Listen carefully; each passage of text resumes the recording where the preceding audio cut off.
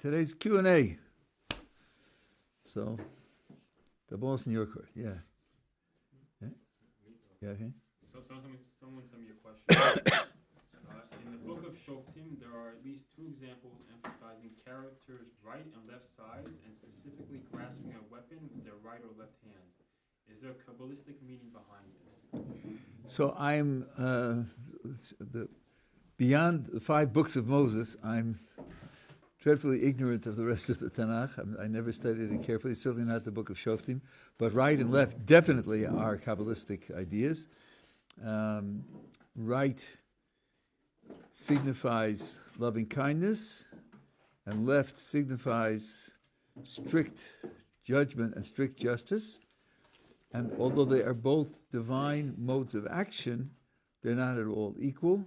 Loving kindness is the source of the creation, the source of the meaning of the world and its goal. And strict judgment and strict justice, like every other principle of divine action, is a derivative of loving kindness. Everything is motivated only by loving kindness. The whole Sefer, the Way of God by Lutzato, is based on this premise, and the Sefer, if you look into it in detail with a little bit of nuance, the whole Sefer is just acting out that premise, showing how everything in history and everything in human psychology and everything in politics and economics and everything that we know about the physical world, all of it is an expression of loving kindness. So always left is secondary to right. Always left is a tool of the right. Always left is only a way of expressing a means to be able to achieve what the right wants. It has no independent status. Yeah. So I tried to look and see an example what he was talking about. I just Googled quickly, Mm-hmm. and it brought up something like when I forgot his name, he went to kill the fat king. His right hand, it wasn't as good as his left hand, so he had the sheaf in his right hand, in his right side, and this way he was able to sneak in kind of, and then pull out with his left hand to stab. Would you say even in that case where it's a physical reason why he's not using his right hand, even that could be hidden Kabbalistic reasoning? Okay, so that's very interesting. Yeah, there's a clear physical reason, but then you have to ask, why was he physically constructed that way? And that's where the Kabbalistic reason would come from. Why was he left-handed in that sense? But it's not simplistic, it's not one-sided. For example, the destruction of Sodom, when it takes place, the divine name is a divine name of mercy. And then the message is, they were so criminal that even the attribute of mercy agreed that they should be destroyed. So it's not simplistic. It's not like the way in which a 6-year-old will use the concepts. Sometimes the concepts sometimes they work together, and sometimes they struggle with one another. One takes precedence over the other. And sometimes, in a certain sense, they switch roles. It's a very complex picture. But that's the difference between right and left, and it's carried out in halacha that way, and certainly carried out in Jewish thought that way. So it's quite right that there's a difference there. What it would be in those particular cases, I haven't studied them, so I can't say in detail. Yeah. So this is probably a little bit a weird one, but I was like on Shabbos, I kind of woke up and like my arm is injured, as you've probably seen, and it has scars on it, and I was like looking at it, and I realized that the hand has like a stitching on it, or it looks like kind of a stitching, like similar to what my scars look like. And I just thought, like, well, is there any kind of reason behind why the hand has that and like not any of like the other most of the other body parts? Let me understand you. You actually had an injury? Yeah. And the one result of that injury is a kind of phenomenon that looks like stitching on your hand, but not any other part of your body? That's the idea? Well, kind of. Like, I find that the stitching on the hand that was done was like similar to the actual hand on itself. Like, You mean the lines that the palms lines have? in the palm. The palm lines. The stitching that was, in other words, you're talking now about the fact that the injury followed the lines on your hand? Is that the idea? Somewhat, yeah. I say, okay, I'm trying to climb onto that idea. Right. Climb onto the idea.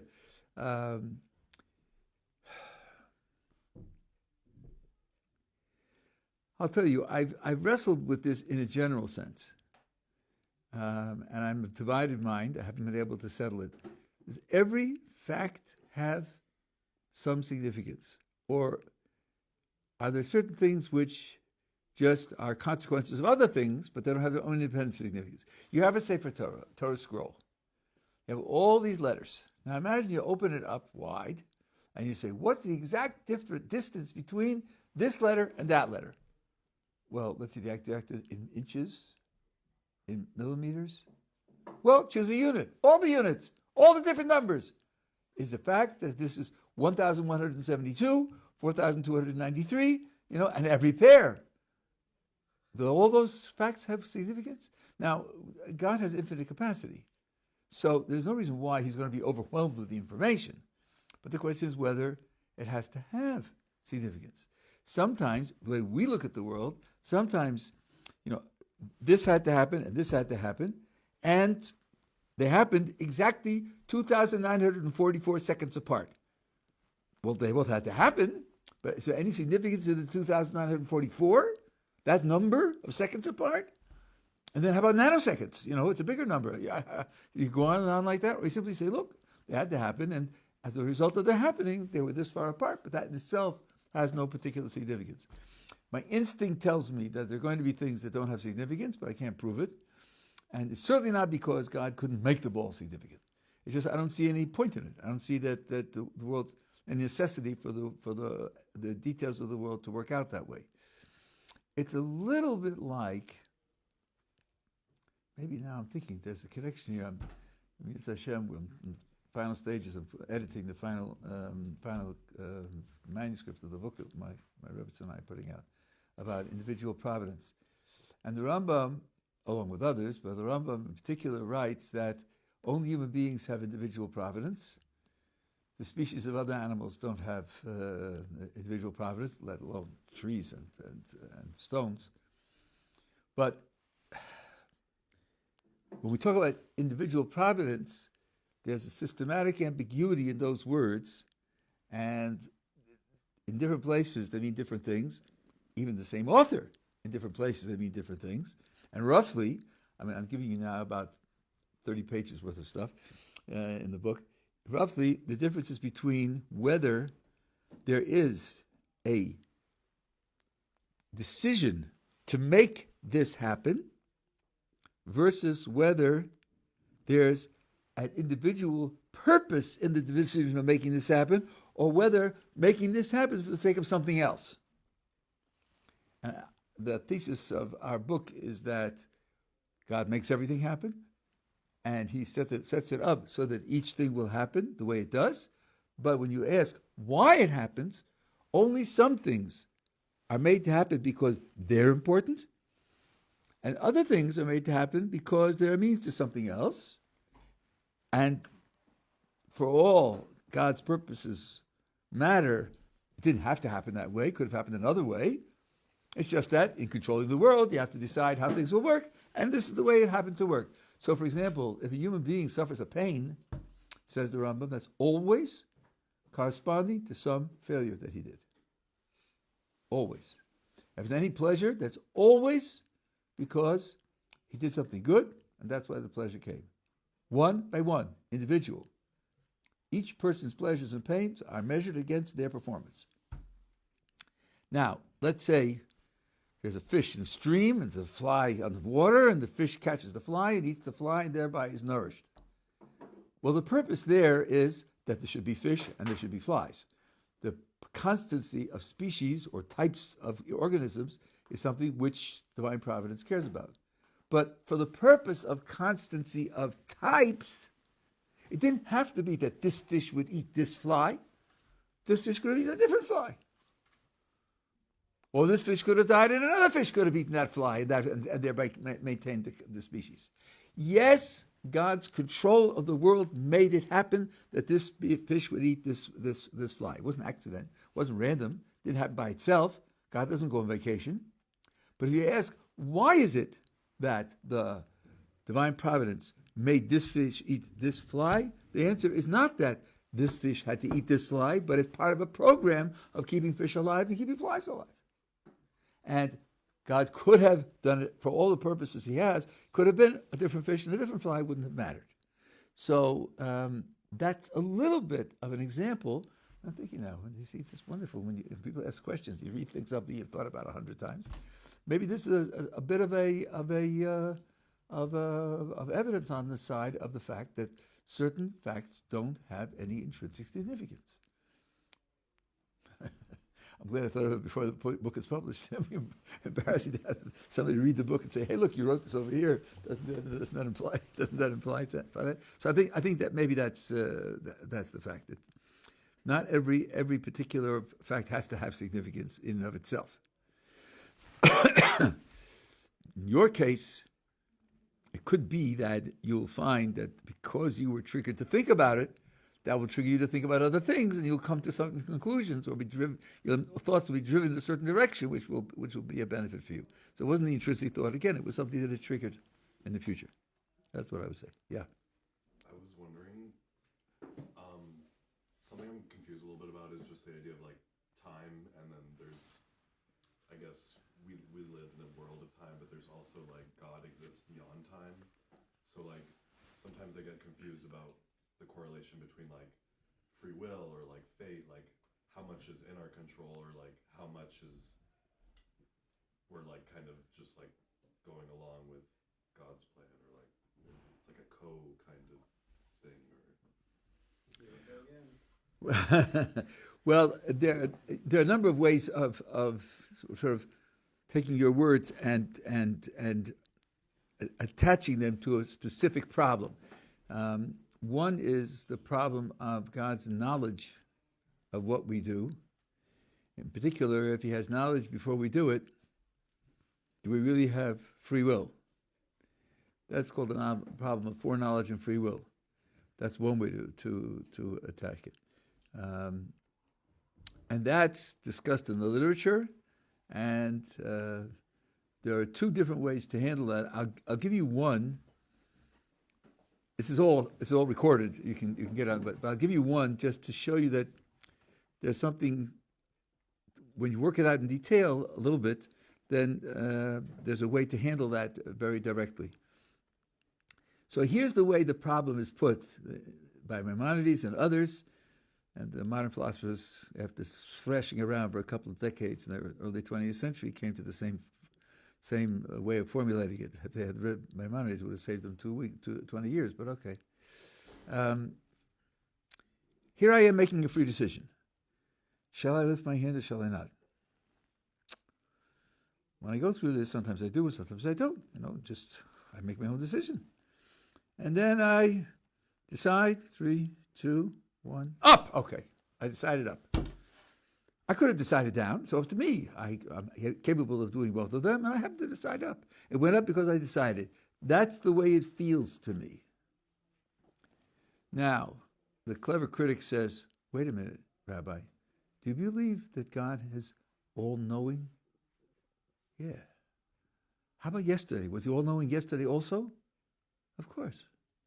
Well, did he know yesterday that today you were going to lift your hand at that moment?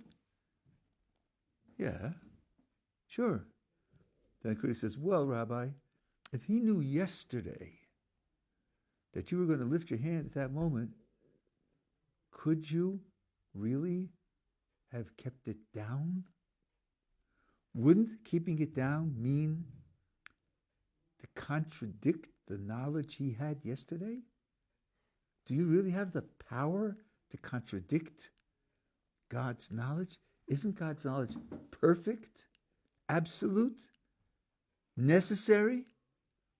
Did you really have the power to keep it down? So I think about that. I say, that's interesting. Could I have kept it down? Doesn't sound right. I mean, if I kept it down, it would contradict God's knowledge. That doesn't seem like it's in my power to do that. Maybe you're right. Maybe I really didn't have the power to keep it down. So the critic says, well then, why did you think that you were choosing between two possibilities, two alternatives that were both in your power? You now see that the alternative that you didn't take wasn't in your power. It wasn't possible. So if you think of free will as choosing between two, both of which are in your power, and your choice makes it happen, there's something wrong with the way you think. That's not correct. If God really knew yesterday what I'm going to do today, then I'm not really choosing between two different possibilities.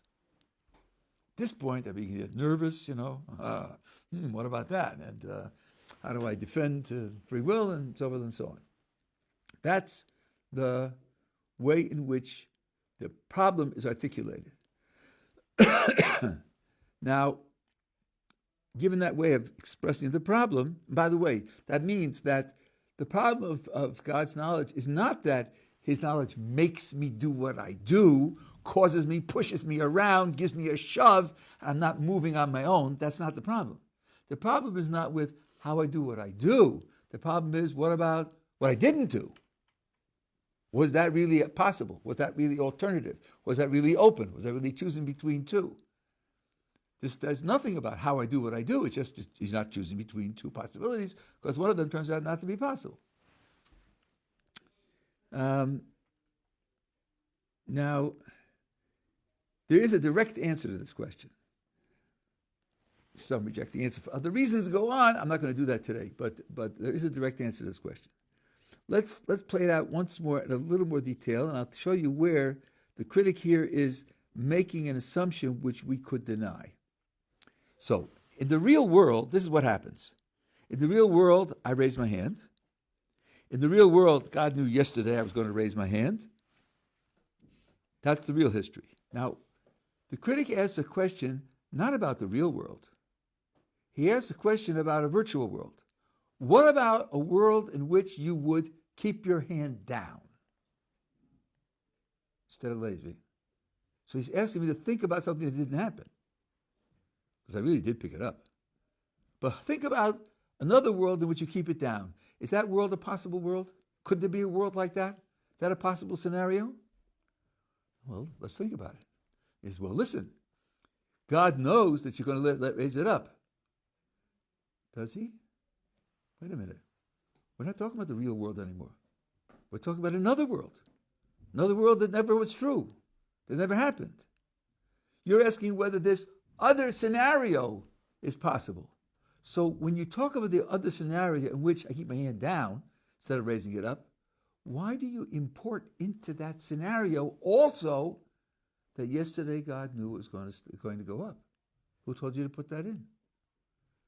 Maybe the correct answer is this. In the real world, I raised it, and he knew that I was going to raise it. In that scenario where you imagine that I keep it down, in that scenario, he knows that I'm going to keep it down. And that's why it's possible, because his knowledge is different in that scenario. What the critic is doing is assuming that the knowledge in the real world should apply also to the false scenario that didn't happen. Stick it in, and then you see that you have a problem. Who says I should stick it in? Now, that's a little bit too abstract. Let me put it the way Bertrand Russell put it. Bertrand Russell, who was no friend of ours, who was a self-proclaimed atheist, but he himself wrote about this problem. Don't use this problem to beat up the religious believer because it's just a mistake. God knew yesterday what I'm going to do today. How does he know? What do you mean, how does he know? He's God, He says everything's possible for him. Yeah, okay, I hear that. But how does he know? Here's one possibility, one scenario for God. Yesterday, God takes a look at what's going to happen for his tomorrow, which is today. He's going to take a look into his future. Nobody can see the future. Yeah, but God can, okay? God has powers that we don't have. So he, from yesterday, looks into the future, 24 hours later, and he sees Gottlieb and says, oh, he's making these stupid remarks in this lecture. Okay, let's watch him and see what happens. And he sees that I lift my hand, and that's how yesterday, he knew yesterday what I'm going to do today, because yesterday he saw me doing it today. Well, if he gets his knowledge from what I do, then in the real world, where I really lift my hand up, the day before, he knows I'm going to lift it up because he sees me lifting it up. In the virtual world, the non-existent world, the one we're checking its possibility, where I keep my hand down, then in that world, 24 hours before, he observes me keeping it down. So in that world, he'll know it's going to be down. And then you have two perfectly consistent pictures. The picture of the real world, I picked it up and knew I was going to pick it up. The picture of the virtual world, the false scenario, I really keep it down, and he knows I'm going to keep it down, and both are perfectly consistent. There's no reason why it's not possible for me to keep it down. That's a way of solving the problem so that there's no inconsistency, there's no impossibility. Where he claims that what I didn't do is impossible, wasn't really an alternative, wasn't really choosing between two possibilities, it's not correct. So that's one way to avoid one of the problems that's in the words that you said, is one of the problems. And other similar ones, God being timeless, gets the same solution in a certain sense. That's discussed as well. And fate, which is a different problem, because fate is what God makes happen. And we've been talking only now about what God knows. Those are two separate problems. That also this is a well-discussed area of Jewish philosophy. So I'm just giving you an example of one of the applications. Yeah. Rob, okay, I hope I formulate this correctly, but when we look at like the grand scope, like how many people there are in the world, and we believe as Jews that perhaps our purpose stems from learning Torah, what is like our perspective meant to be on what everyone else is doing with their lives? Well, first of all, I'm not going to agree to that formulation of the purpose of our lives. Well, I think it's like it stems from something higher than ourselves. So like a Torah Yes, but you're speaking out of a certain culture, out of a certain standard vocabulary, which I think gives an overly narrow and therefore very misleading picture of what the life of a Jew is. The life of a Jew is not learning Torah. God gave us 613 commandments, and learning Torah is one of them. The life that he wants you to lead is to fulfill all of them to the best of your ability, with priorities and with hierarchies and so forth and so on. But he also wants you to bench after meals and give charity and pursue justice and all the rest. And that's so. Talk about just learning Torah is a kind of prejudice of a certain circle. And I'm not going to acquiesce in that prejudice. Okay, but now you have the difference between the things that are a purpose and the things that are a means to the purpose. So, the Rambam in Hilchos Deos and the Ramchal in the Derech Hashem define service of God as follows. What does it mean to serve God? Well, it means either to do mitzvos, things that he told you to do, or to do what is necessary to be able to do mitzvos. That's like sleep and eating, and this one's tricky and it's controversial in some areas, but I will speak it out. Getting a job, getting a job might be part of what you need to do in order. I'm not allowed to talk about that, but it's one rule that I break, and so forth and so on. So now all of it is serving God. So serving God is 24/7, 365. There's no time off from serving God. But playing doubles tennis might also be serving God. It's a means to a certain yishuv hadas, a certain balanced mental state, and so forth and so on. Okay, so maybe other people are playing the role of providing the means for a Jew to be able to perform his mitzvos. And when the Mashiach comes, according to almost everyone, the non-Jewish world will remain non-Jews. They will not become Jews. That doesn't mean their lives won't be significant. They'll be enabling Jews to be able to perform mitzvos. This, according to Gemara and Avodah Zarah, is what the non-Jews will claim when the Mashiach comes. Oh, we have arranged the economic world and we built roads and so forth and so on, just for the Jews to be able to do the mitzvos that you wanted them to do. And if that were true, that would be a justification for their lives. So their lives don't have to be justified by doing mitzvos. Their lives can be justified by making conditions under which mitzvos can be done. They also have their own mitzvos, right? They have their own 65 mitzvos or so that they're supposed to do. That would be. But you see, if you set it up as learning Torah and they're not going to be learning Torah, then you've already prejudiced the issue. But then, what would their motivation or goal be for that? I mean, for us, ultimately, we strive to connect to Hashem in the sense of a greater... So I'll tell you, this is very important. The Rambam has a very strong remark here. He says that a non-Jew gets credit for the mitzvahs that he does only if he does them because God commanded them through Moses. He's got to believe in the revelation at Sinai, and he has to believe that God commanded them through Moses, and that's why he's doing them. The motivation is part of their responsibility. So if a non-Jew is just motivated to give charity or motivated to pursue justice because he feels like it, according to Rambam, he won't get credit for that.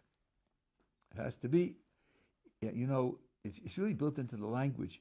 You're fulfilling a commandment, and you don't believe in the commander? What does that mean? It's like they make this joke about the Israeli army because we have so many different national groups here, and they speak different native languages, and their pronunciation of Hebrew can be very different from one another. So the commanding officer from Ethiopia says to the officer under his, soldier under his command, who's from Russia, shut the door. And the soldier of Russia doesn't understand what he's talking about, doesn't get the words whatsoever, but he's cold. So he goes over and shuts the door. He didn't fulfill the command. He did what the command said, but he didn't fulfill the command. He didn't even know it was a command. He had no clue that it was a command. That's not going to do it. So that is something that would be necessary. Yeah. So does that mean that, what about a Christian person who believes in Moshe, but is also serving for whatever they serve for? So it's very tricky. The Rambam talks about this in the guide. Let's take a string of examples. Let's take someone who thinks that Joe Biden happens to know ancient Greek. Well, he doesn't. Okay, made a mistake about Joe Biden. Huh? Suppose he thinks that Joe Biden is really 3 different people taking turns. There's no one person named Joe Biden. Well, that's worse. Maybe now you think, he's not talking about anything, because there aren't 3 people who are taking turns making appearances under Joe Biden's name. So if that's what he thinks, he's not in touch with the reality at all. When he thinks that Joe Biden speaks Greek, Joe Biden's a person, and he can identify him and so forth and so on, just making a mistake about Joe Biden. But when the mistake gets too big, then it's not about that thing at all anymore. It's about nothing. It's just about something which doesn't exist at all. So now, let me ask you, what do you think about average Jews or even well-educated Jews? Do you think that they have any false beliefs about the Creator? Any? I'd imagine they do.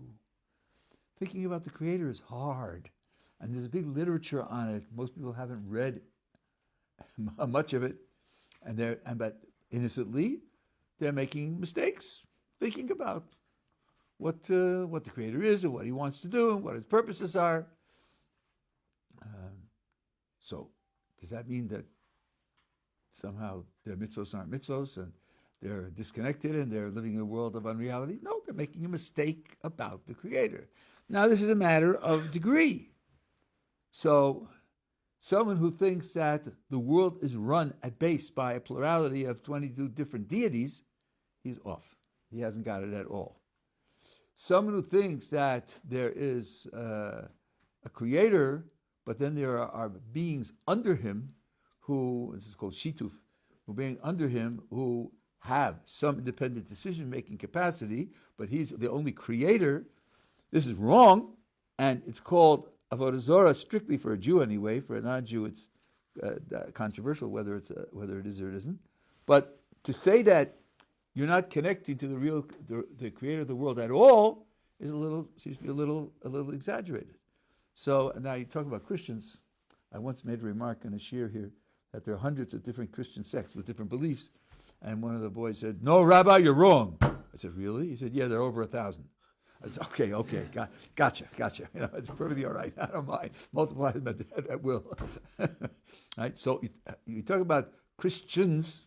Yeah, there's a gigantic variety of belief among them. And some have nothing associated with the Creator, and some have some things created. How they're associated in 3 and 1, and 1 and 3. The Ramban was forced to have a debate with a non-Jewish. Sorry, let me say it again. A Jew who had become a Christian priest about the Talmud and about Jewish belief and so forth and so on. And after 3 days, and the king of Aragon, who arranged this, was a friend of the Ramban.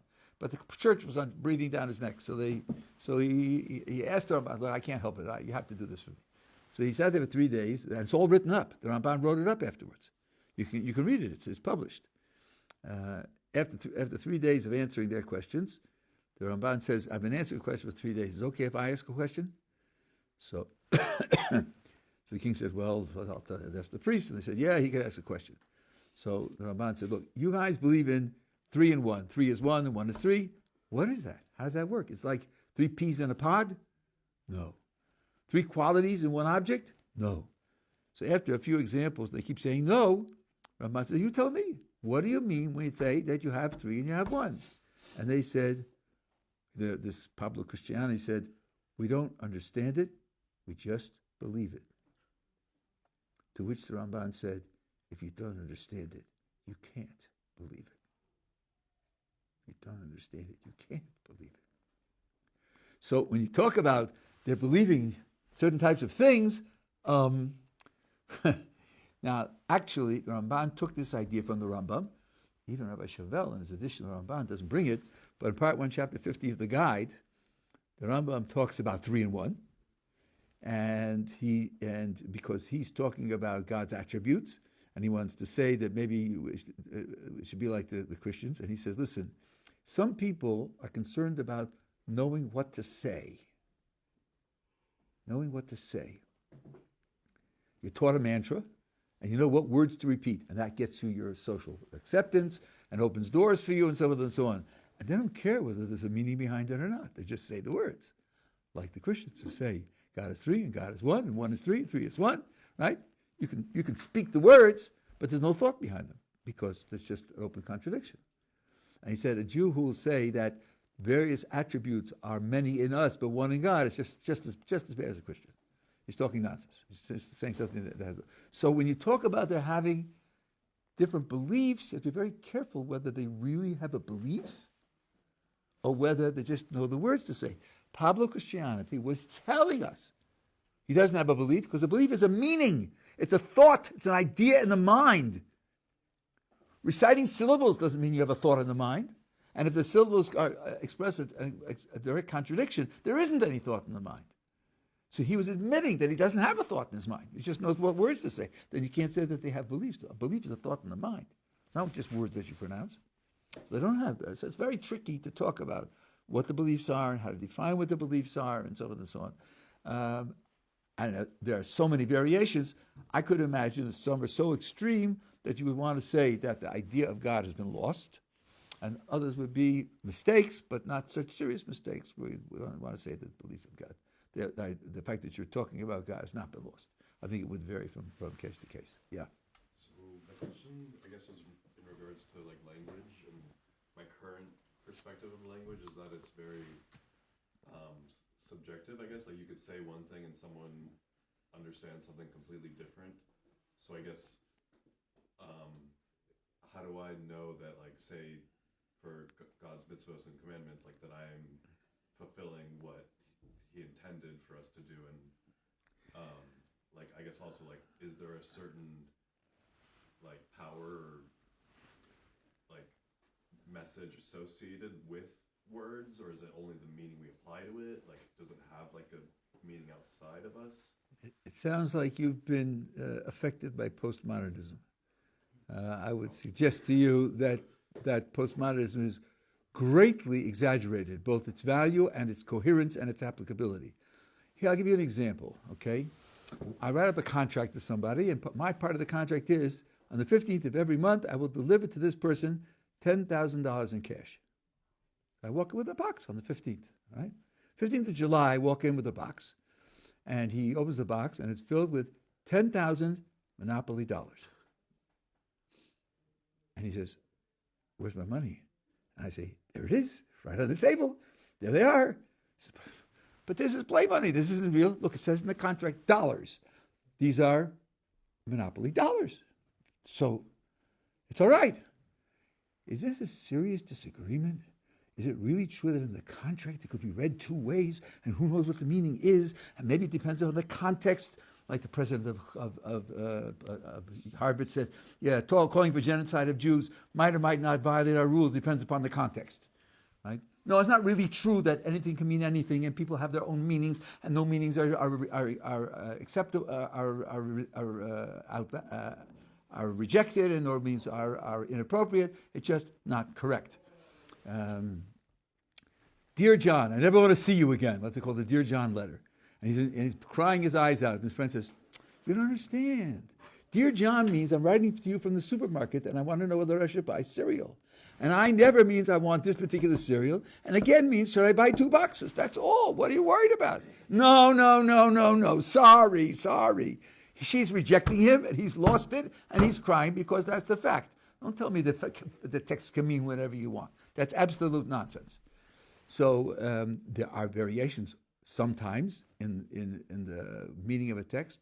And then when there are different ways to read a text, maybe the truth is that the text can be read both ways. You don't have to assume that it's one or the other, and at least one of them is wrong. Maybe both are wrong. No, maybe both are right. You know, Robert Frost wrote a poem called Mending Wall. In the springtime, when the wall's been broken by winter forces and so forth and so on, the 2 farmers, one on each side, go down the wall together and they fix the wall. He says, he's growing peas and I'm growing carrots. Neither of us has sheep to eat the other guys. What are we doing with a wall? Do we really need a wall? Yeah, but it's springtime and that's what we do, mending wall. Fine. He wrote this poem. Somebody asked him later in life, maybe that was a parable for international relations with borders and whether they should and should not. Is that what you meant?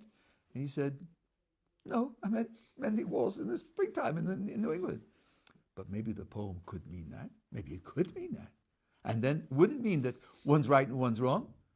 I don't believe anyway that the meaning of a literature is what's in the mind of the writer. Because in fact, the words might not express what's in his mind. What he produces for the world is a book. He doesn't produce his mind for the world. And interviewing him later might not even be the best way to interpret what he wrote. But that doesn't mean the words don't have any meaning. They definitely do have meaning.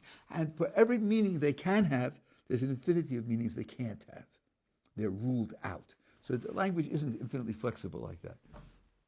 And therefore, when so to speak, the HaKadosh Baruch Hu dictated a book for us, he dictated for a book in our language, and he expects that we will be able to understand it. So, for example, you have people say, good. Who knows what good is for God? We have some idea of what good is for us, but who knows what good is for God? If you really take that seriously, when he says to you, do good, you get nothing out of it because you don't know what he means. No, he wrote the book for me. So he put it in my language. I don't have to know what he means. I have to know what he wants me to mean. I have to know what he wants me to understand. And he wrote it for me in my language. And although there are tricky questions about good, there are also lots and lots of cases that aren't tricky. Torturing small children for fun isn't a tricky case. That's a case where it's definitely bad. Right? If you don't get that, then you haven't got the concept at all. So I think this worry that language doesn't really mean anything, if you twist it any way you like, and you could apply it as you please, is simply not correct. And the people at Yale who founded postmodernism, some of them turned out to be renegade Nazis. And there was literary evidence against them.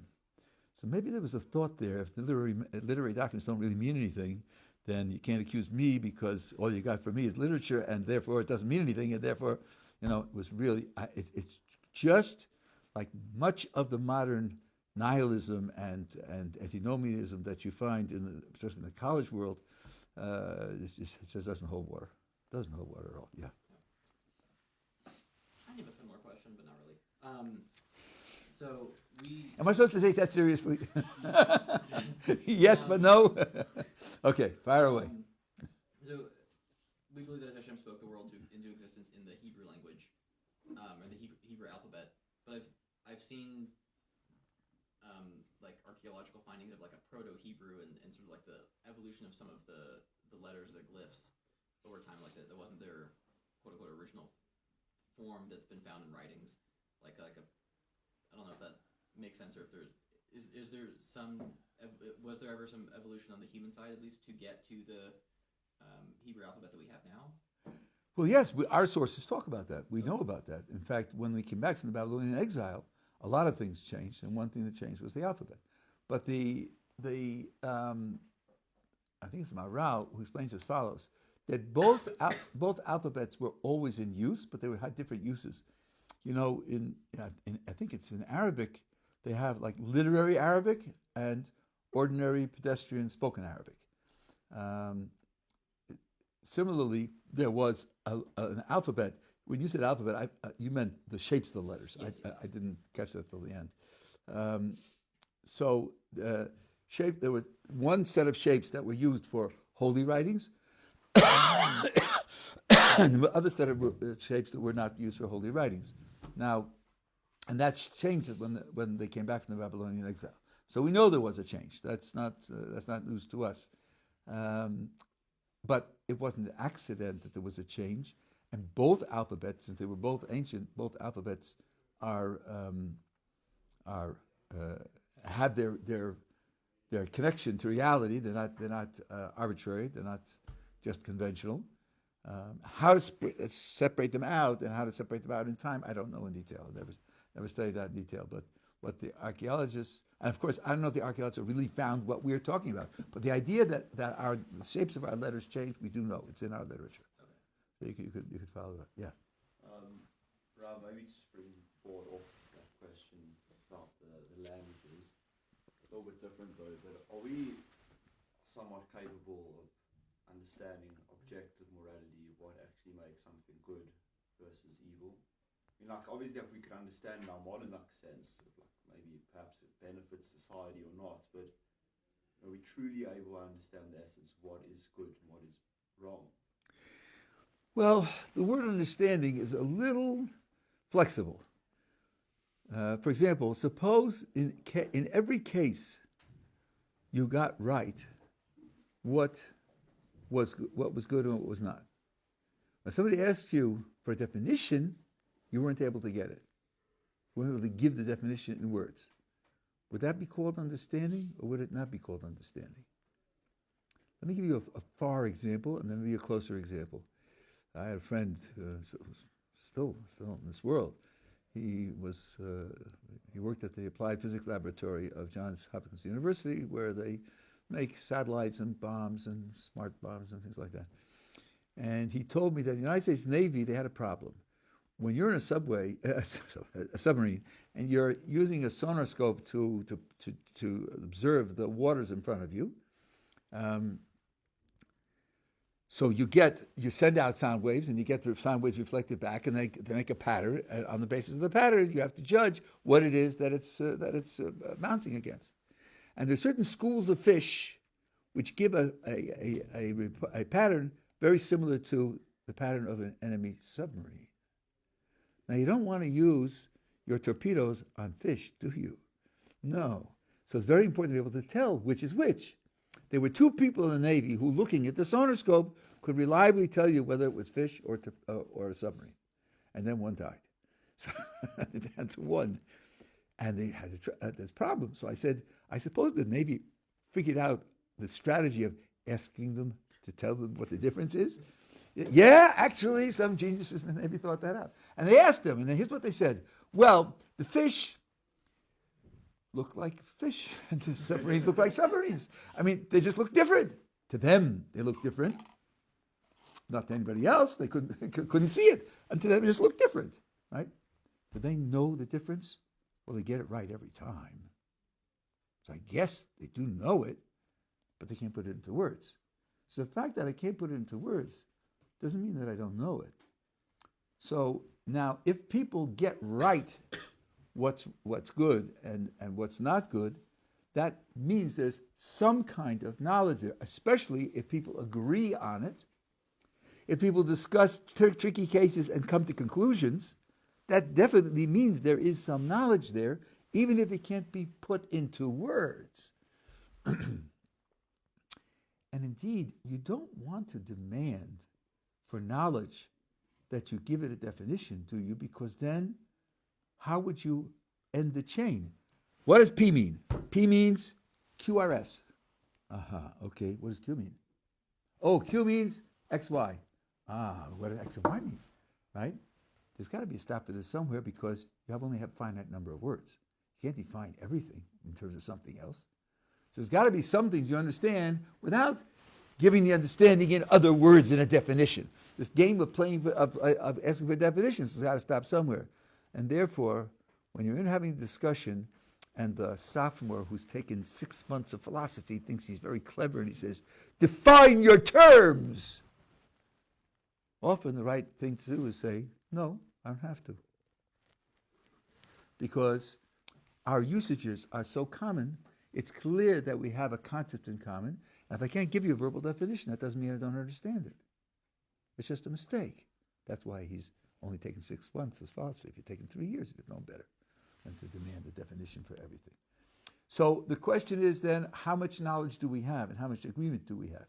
And here in the literature, for certain political reasons, there's a tremendous emphasis on the difficult cases, the cases where there's a lot of controversy. And then when people want to say, see, you don't even know whether that's right or that's wrong or this is better or that's worse. Yeah, there are hard cases, but there are also simple cases, lots of them. For example, most of the hard cases are where you're pitting two moral conditions against one another. Is it right to tax the rich in order to service the poor against the will of the rich? You're violating their property rights in order to help somebody else with the needs that they have. So it's one against the other. So, of course, that's not say of course, but that's a difficult question. But take one-dimensional questions. Judith Jarvis Thompson, who was a wonderful philosopher, I think she was Jewish also, made this point. Ask, I've made a promise to do X. I have two alternatives. In one, I fulfill X, and one I do not. There's no other difference between them. No other morally relevant difference between them. The only thing is, in the one I fulfill the promise, the one I don't. What should I do? Is this controversial? Is this tricky? Do you have a variety of points of view? Should we flip a coin? Obviously, if there's no other difference, then you do the one that fulfills the promise. And this one causes pain, and this one doesn't cause pain. And you can go on. Each moral condition, when taken by itself, is something which people recognize. And if I say, this one pleases the chief and this one doesn't, you say, yeah, but so what? I mean, why is pleasing the chief relevant? Because it's not a moral condition. So there's a gigantic amount of agreement on what kinds of conditions are moral and what kinds of conditions aren't moral. But what's the basis of making something moral or not? Why must there be a basis? This is the same problem as before. In order to accept P, I got to back it up with Q. And because to accept Q, I got to back it up with R. Can I always ask, what's the basis? It's like innately. Do we just not have like some moral cause? But I'm pointing out to you that you can't avoid this. You can't avoid this. You can't have as a principle, I don't accept P unless something backs it up. Because if you say that, you're going on an endless chase. If you're going to know anything at all, there has to be some things that you just know. For example, 2 + 2 is 4. Back it up. That's as strong as you get. There's nothing else that could give it a little more oomph, a little more push, a little more seriousness than 2 + 2 is 4. That's a starting point in our thought. There's more to be said about this. That doesn't mean we have to be right. It's not infallible, so forth and so on. But not everything has to be backed up, because if that were true, you wouldn't know anything, because everything would need to be backed up, and you'd be off on an infinite chase. These things are not so simple. This is what what's the fellow at Princeton called reasoning. He had a book called Reasoning. How one reasons and what the rules are for reasoning. It's not simple. Yeah. When Mashiach comes, would theoretically he have the free will that would allow society to regress again? Like, You don't mean he, you mean everybody. Either he or everybody. Yes, there is the free will, but it could be something like, do you have the free will to put your hand in the fire? I mean, you do, but it's quite clear from the kind of person that you are and what your priorities are that you're not going to do it. That doesn't mean it's not free. What I know about you is the kinds of free choices you make, and I know the reasons for which you make them. That doesn't mean they're not free. They are free, but you're also reliable that you're not going to do otherwise. Yeah, in the back. How does the Rambam's statement that if you don't understand something, you can't believe in it affect our religion? Oh, very good. I'm glad you asked that. I was waiting for somebody to ask that. Actually, you could ask it stronger. What do you mean? Aren't there lots of things we believe that we don't understand? like the creation of the world. We don't understand that. Well, there are different kinds of lack of understanding. I'll give you at least three. You can fail to understand how it happens, you can fail to understand why it happens, or you can fail to understand what happened. So, if somebody says, I let go of the stone and it didn't fall, I don't know what to say. I can't explain it. It just didn't fall. So, I know what happened. The stone was hanging in the air. I just don't know why or how, what caused it to happen that way. That's no problem. You can believe that the stone it was hanging in the air without knowing why or how it was hanging in the air. That's different from someone who says, you're going to the mall? Yes. I want you to do me a favor. While you're there, could you please pick up for me a square circle? Say that again. Please pick up a square circle. I think you would say, I'm sorry, I don't know what you mean. I mean, I can't.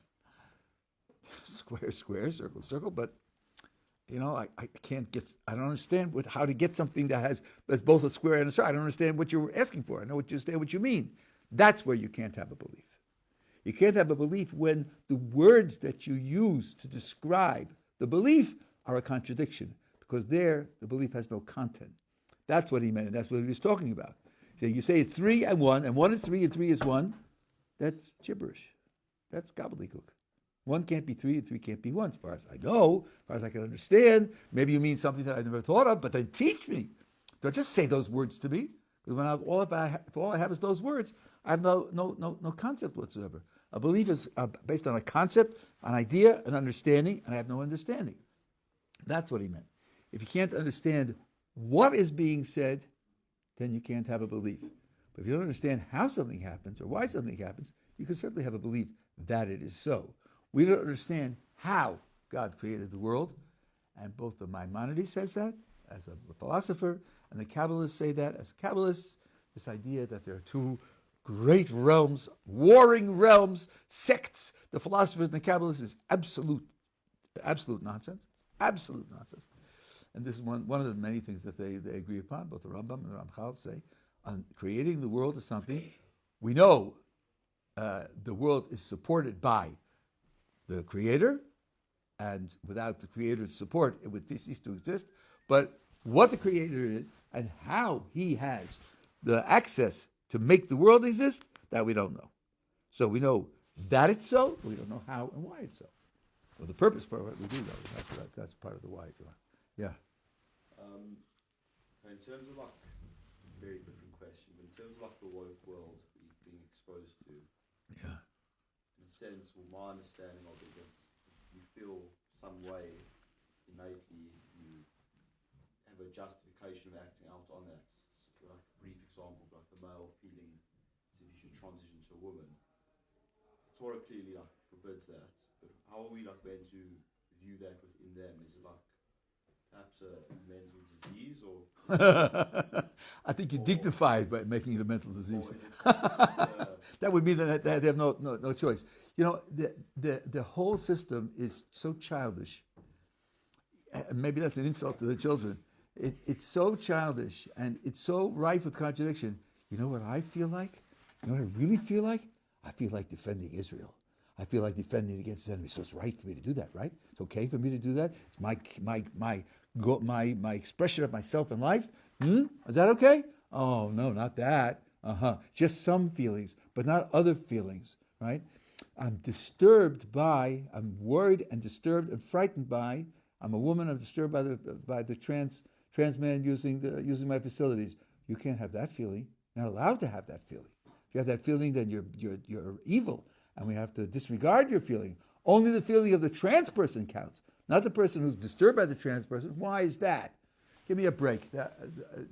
Dignifying it as if there were really principles there and so forth and so on. I identify as. Right? So they asked this. I saw a guy who did interviews. A white guy. What about a white guy who identifies as black? He identifies as black. If there are going to be remunerations for all the suffering and everything else, he should get a check also, no? No, you can't identify as black. Why not? Why not? How can a man identify as a woman? Isn't that something like he isn't? So if that's true, then how can't you? No, that you're not allowed to do. Well, you know about the furries? Okay, he identifies as a bear. Right? What's wrong with that? Don't tell me to pay taxes. I'm a bear. You know, I don't have to walk across the walk on the crosswalk. I'm a bear. I can walk wherever I want. Right? Is that okay? What about I'm a rock? You know, don't move. I'm a stone. This dignifying this as if it were principles and thoughts and rules and true and false and so on and so on. It's like. Right, sorry. What I meant to question more of is perhaps say these people have some urge within them to make them say these things. I'm not sure what it is, but from the Torah perspective, we just view that as like a yetzer hara, or is there actually something wrong with these people? Like what? Like it's not like a drug addict. It's like you see they have an urge to do I'll tell you, something. I think I'll give you the final example. When I was teaching university, there were two thoughts that undergraduates had very popularly. One is that there are no objective rules of morality. Different people have different values, different priorities, and you can't tell one group, especially different cultures, multiculturalism and all the rest, can't tell them what's right and wrong. You're just projecting your culture onto them, and that's imperialistic. You're not allowed to do that. That was one thought. And the other thought was when, for example, professors would fail students, or they would penalize students, and they would say, "You can't do that to me. You're infringing on my rights. I have rights too. I'm a student, I'm a human being, and I have rights." Now let's see, can we put those two thoughts together? You can't violate my rights, but no rights and wrongs are real. None of them are objective. It's real relative to the society, the person, the individual, and so on and so on. Those don't really go together, do they? But they do psychologically. The psychological theme of both of them is, get off my back. Get off my back. So if you tell me that what I'm doing is wrong, I say right and wrong are relative, they're not absolute. No one has a real rule of what's right and wrong. Don't tell me what to do. But if you deprive me of something that I want, then I say, you're infringing on my rights. And you can't do that because I have rights. Right? Both of them have the same psychological theme, get off my back. The fact that intellectually they're inconsistent doesn't bother them because they're interested. Here's where the real sickness is. My feelings are what really count. My feelings are my reality, and you have to respect my feelings. Even though they're not consistent about that, because if I feel I want to defend Israel, they don't respect that feeling. Or if I'm disturbed by trans people, you don't respect that feeling. But then the inconsistencies is just a question of my feelings. Well, Ben Shapiro has a wonderful motto: facts don't care about your feelings. Facts don't care about your feelings. And if your feelings lead you to deny facts, goodbye. Goodbye. I have to talk to you. I have to reason with you. Reason? If feelings contradict your facts, you dismiss the facts, there's no one home to talk to. Aristotle raises this question. When you catch a person in a contradiction, that's supposed to end the argument. Suppose, he says, you catch him in a contradiction, he says, yeah, I contradicted myself. So what? What do you do then? You know what you do? Give him $10 and tell him to go buy a beer. Leave me alone. If contradiction doesn't bother him, there's no one home to talk to. There's no reason there. Yeah, okay, maybe the last question because I have to go. Yeah, last question. In Rabbi's estimation, what's the machlokes between the Baal Shem and the Gra? Thanks very much. There was an ancient motto, everyone has a right to an opinion. That's passé. In America, everyone has an obligation to have an opinion. What's your opinion on X? I think that's utterly corrupt. If you haven't studied X, if you haven't read at least what the experts say about X, why should you have an opinion? What's your opinion about solo sailboating? Good, bad, dangerous, appropriate, not inappropriate? You know what I'm talking about. You know the difference between a mainsail and a jib? and the rudder, all three of which you have to control at the same time, you haven't got a clue. So, but what's your opinion, right? You're talking about a massively scholarly topic about which there are considerable differences. Rav Dessler says the difference between them was a minuscule, tiny detail, and not the major philosophical difference. Other people say, okay, so it's controversial. I think the appropriate thing to do when you haven't been trained in the question is to say, I don't know. Chazal say this, Lamad l'shon chalomer eini yodea. Teach your tongue to say, I don't know. It's a very, very important lesson. Okay, with that, I'll leave you. Thank you.